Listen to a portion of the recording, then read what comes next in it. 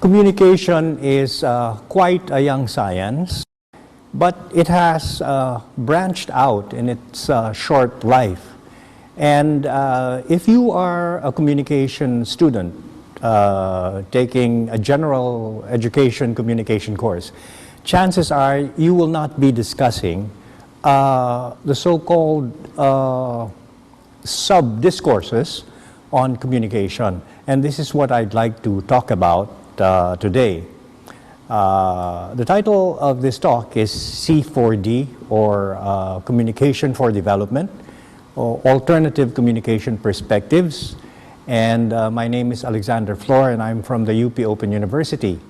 Now, this talk would look at these so-called sub-discourses from an academic lens. I come from the UP Open University. As you know, it is the 5th campus of the University of the Philippines system. 100% of our programs and courses are offered online. Specifically, I come from the Faculty of Information and Communication Studies. But I also spent 25 years of my academic life as a professor at the UPLB College of Development Communication.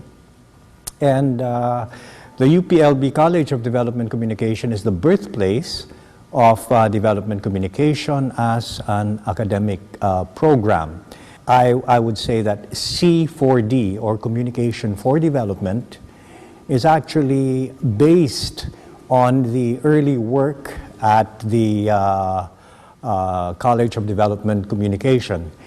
And the C4D discourse is based on the narrative that one can grow, one can develop through communication.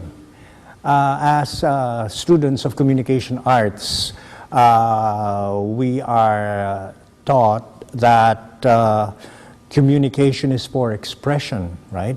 It enables us to express our ideas and to understand the ideas of others. So it has a social function. But development communication would go beyond that, actually. Okay. Development communication content began with agricultural focus, but now, surprisingly, it encompasses economic, social, environmental, and even spiritual aspects. Okay. And I also tend to look at this from a practitioner's lens or point of view. You see, I have been involved in a number of projects since the 70s. Initially, we called C4D, or Communication for Development, as Development Support Communication, IEC, or Information, Education, and Communication, and then we started calling it social marketing. It was based on the idea that if one could sell soap, one could also sell socially beneficial ideas. And this evolved into what we call social mobilization, where we would mobilize communities to, for a specific event, for instance. We also went into environmental communication, transformational communication.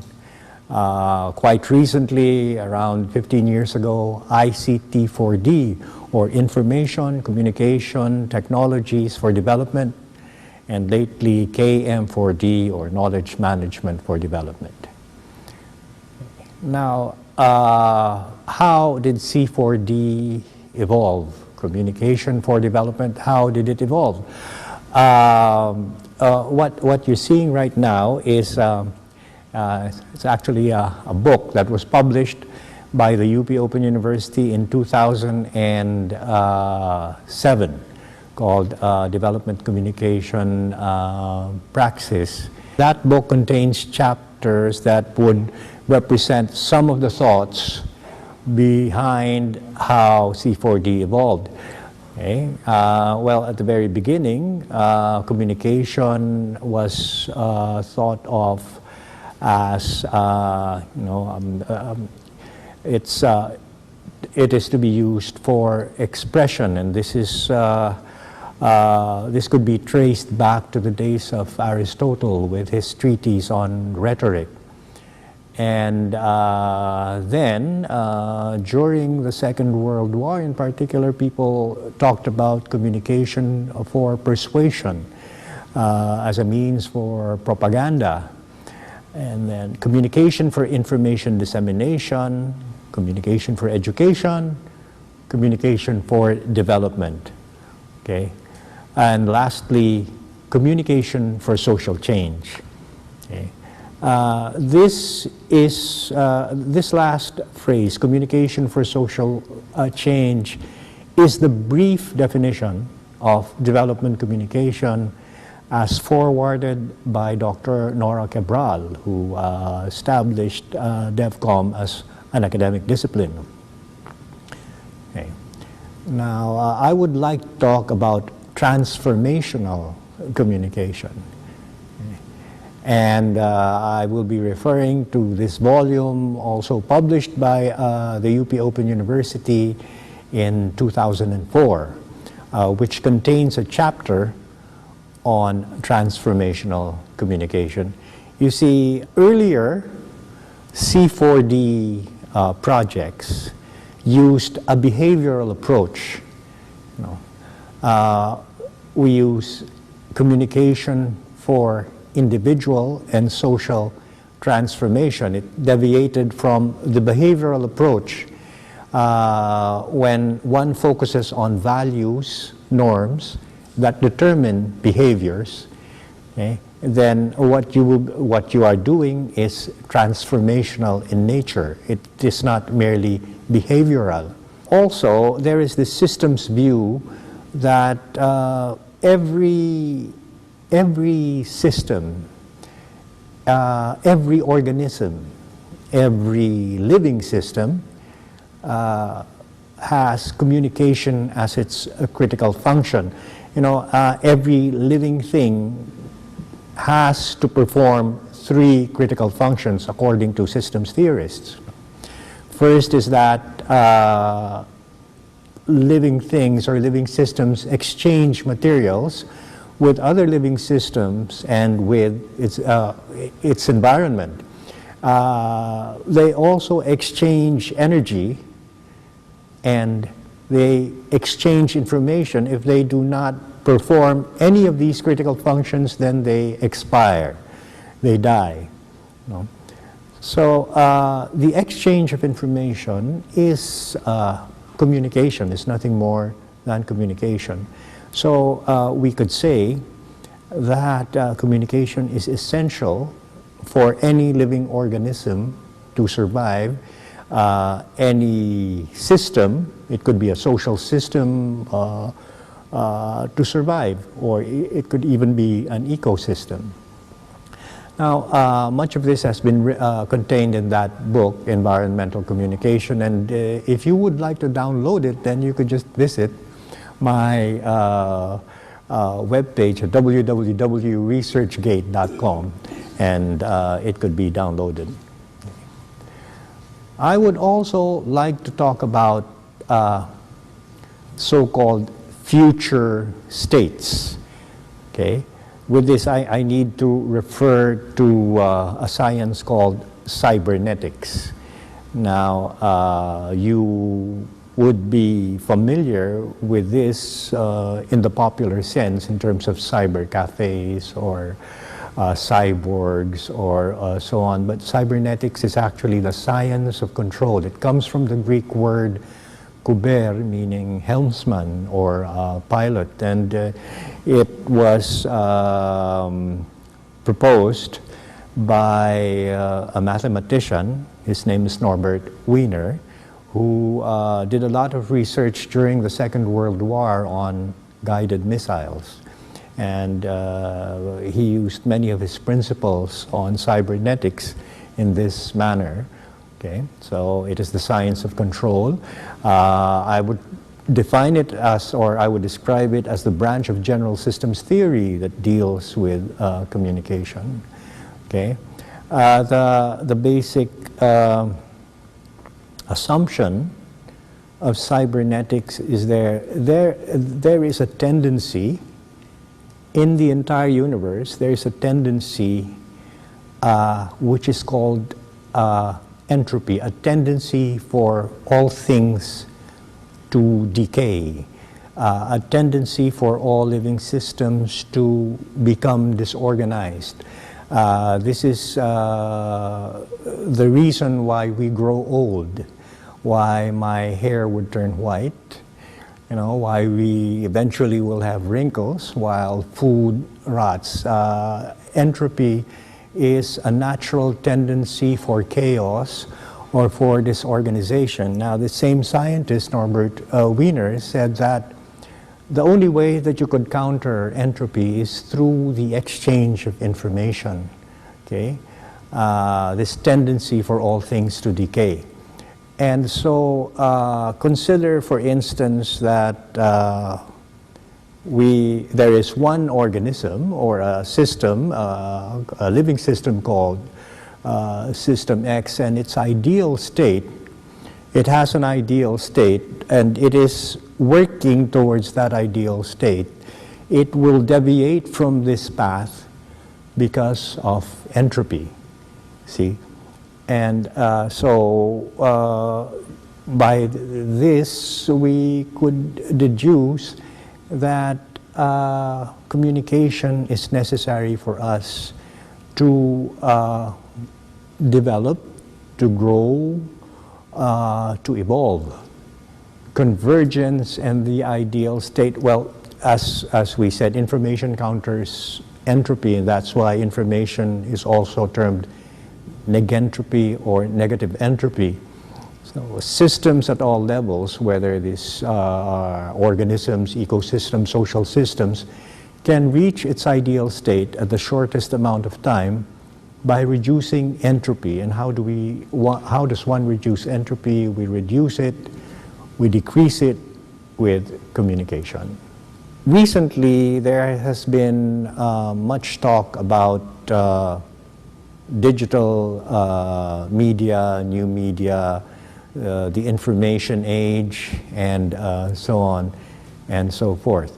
Now, you may want to read this work, which was written in 1986, called The Information Rich and the Information Poor, Two Phases of the Information Age in a Developing Country, and it is downloadable. You see, there is a social promise of information and communications technology, you know, which would bring digital natives into fore, the use of social media, for instance, tapping networking synergies, and so on. There is also a study on social capital and the network effect. See how networks increase the social capital. This was as early as 2004.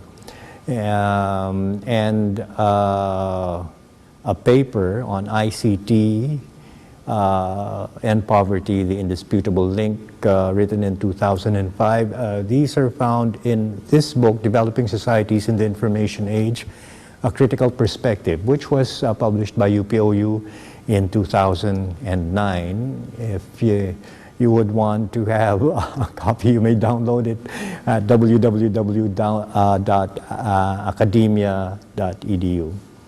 Okay. Lastly, this is a book also published by UPOU in 2002. The title is Introduction to Development Communication, and it lays out the basic foundations for C4D, or Communication for Development. It has, the book begins with different perspectives on poverty and underdevelopment. That poverty may be caused by technological issues or the lack of economic policies, structural issues. Society is structurally compromised, maybe poverty is caused by poor values, and it begins with this statement, like many fathers, I see in the eyes of every child I meet, the eyes of my children, and how poverty affects them. Okay, so if you go into a field called, such as development communication, you start with children. Postscript. The holy grail to a development communication practitioner is to design a communication strategy, procedure, or technique that would make a socially beneficial message assume a life of its own, meaning to spread on its own without any fanfare, any promotion, any advertising gimmick, so to speak. How can a socially beneficial idea spread like wildfire? Okay. I'd like to refer you to a science called memetics. The word meme is one of the more popular words in social media nowadays, but what is a meme actually? What is a meme? The word meme was coined by a UK scientist, Dr. Richard Dawkins, in the 1970s to refer to the basic unit of culture. Okay. Now, in your course in communication, your teacher would say that the basic unit of sound would be a phoneme. The basic unit of movement is a keen. The basic unit of the characteristic of a living organism is found in a gene. Okay? Now, the basic unit of culture is a meme. It's the very basic idea that would transfer from one mind to another.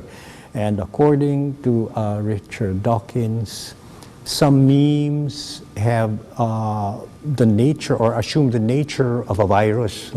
It spreads on its own. How can we make a socially beneficial idea into a meme and make it infect the entire planet, so to speak, form a critical mass? Okay, how is this done? This is what we would like to achieve in the science of development communication. So our primary ambition is really to render the field redundant, to render the field of development communication redundant. Now, if you would like to refer or read more about these, please follow these links at ResearchGate. The papers are downloadable here, also at academia.edu and linkedin.com, where you would find a number of blogs regarding development communication, environmental communication, as well as others. Thank you.